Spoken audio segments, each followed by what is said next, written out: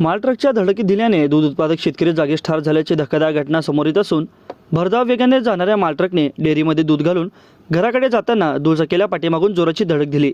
या अपघातात जखमी झालेले दूध उत्पादक शेतकरी जागीच ठार झाले। हा अपघात बुधवारी रात्री 7:45 वाजण्याच्या सुमारास सांगोला जत रोडवरील लोणीवरे फाट्याजवळ झाला। चंद्रकांत बजरंग गायकवाड 50 लोणीवरे तालुका सांगोला असे मयत शेतकऱ्याचे नाव असून याबाबत सुनील महादेव पाटील यांनी फिर्याद दिली असून पोलिसांनी चालक रावसाहेब मुरलीधर कुटे राहणार चिवाचीवाडी तालुका केज जिल्हा बीड याच्या विरोधात गुन्हा दाखल केला आहे। लोणीवरे येथील मयत चंद्रकांत गायकवाड हे 31 जानेवारी रोजी सायंकाळी 7 वाजण्याच्या सुमारास दूध घालण्यासाठी MH 45 MA 7730 या दुचाकीवरून दूध डेअरीवर आले होते। दूध घालून पुन्हा त्याच दुचाकीवरून सोनंदा सांगोला रस्त्याकडे ते निघाले असताना रात्री 7:45च्या सुमारास सानोंदेकडून भरधाव वेगाने येणाऱ्या MH 12 UF 7522 या माल ट्रकने पाठीमागून त्यांच्या दुचाकी लोणीवरे फाट्याजवळ जोराची धडक दिली।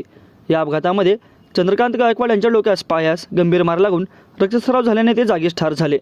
या प्रकरणी अजित गायकवाड यांनी अपघाताबाबत माहिती दिल्याचे सुनील पाटील यांनी फिर्यादीत म्हटले आहे।